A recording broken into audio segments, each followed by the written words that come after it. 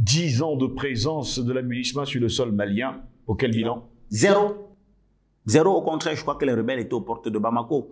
La France a dit clairement, et je crois que je le disais encore, un ancien chef d'état-major des armées françaises qui disait « La France est au Mali pour tout faire, sauf combattre le terrorisme ».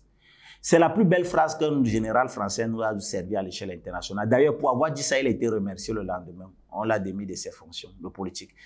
C'est fort. Lorsqu'un chef d'état-major vous dit que nous sommes quelque part pour tout faire, sauf combattre le terrorisme. Pourtant, c'est la raison principale qui est évoquée par les officiels français. Quand un président français, quand un officiel français veut tenir un discours en ce qui concerne le Cameroun, en ce qui concerne le Togo, le Bénin, le Mali, le Burkina, tout ce qu'ils tiennent comme discours pour justifier leur présence militaire sur notre sol, c'est que c'est pour combattre le terrorisme. Mais un chef d'état-major des armées nous a dit à Mondo Vision qu'ils sont là pour tout faire, sauf combattre le terrorisme. Je vous laisse donc deviner ce qu'ils sont là pour faire.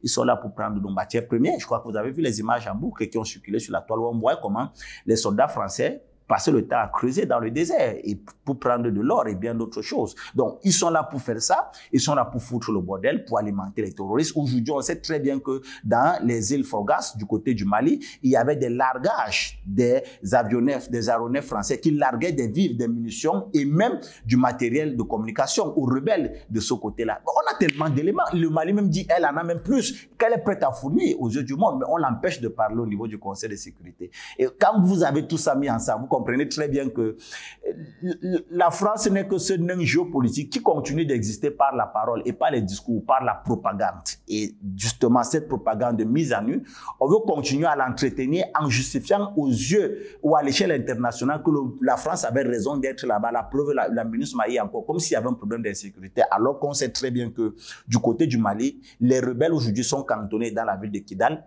Ils sont encerclés par les forces armées maliennes et leurs alliés, les Russes, qui ne font que leur demander à déposer les armes pour éviter un bain de sang.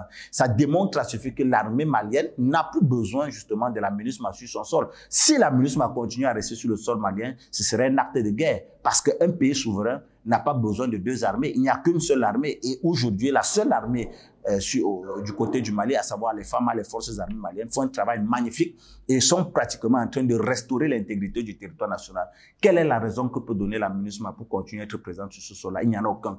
La seule personne qui veut que la MINUSMA continue à exister du côté du Mali, c'est la France. Voilà pourquoi elle manœuvre autant que ce peut pour que cette force continue d'exister. Elle veut qu'on renouvelle encore le mandat de la MINUSMA, mais on a bien envie de dire pour quelle réalité? Est-ce que le terrorisme est encore présent ou encore grandissant du côté du Mali? Non. Est-ce que le Mali montre aujourd'hui les garanties de sécuriser et de pacifier son territoire? Oui. Alors, quel est l'intérêt de la MINUSMA à continuer à exister au Mali, si ce n'est pour ses propres besoins, à savoir ces opérations de blanchiment d'argent, de corruption, ou encore ces opérations qui consistent à entretenir, à soutenir, à financer et à renseigner les terroristes de nature, à mettre en mal nos États pour permettre à ce qu'un certain nombre d'officiels occidentaux continuent de justifier leur présence sur notre sol, comme quoi ils sont là pour défendre le terrorisme. On peut imaginer un jour que la MINUSMA quitte le sol malien? On n'a pas besoin d'imaginer, c'est une réalité. Qu'on le veuille ou pas, c'est ça la finalité. Le dernier combat aujourd'hui pour que le Mali entre dans une phase prospective, à savoir les problèmes de politique intérieure, organiser des élections de nature à porter un homme au pouvoir, la relance économique, un meilleur être pour sa population, la revalorisation sociale, passe obligatoirement par un départ de la MINUSMA. Parce que je dis encore, la MINUSMA est une forme d'armée dans un territoire souverain. Ça ne peut se faire. Sinon, on serait encore en train de vivre après qu'on aura éliminé la dernière poche de rébellion à Kidal. Vous allez voir que d'autres poches vont naître. Et on va se poser la question, comment?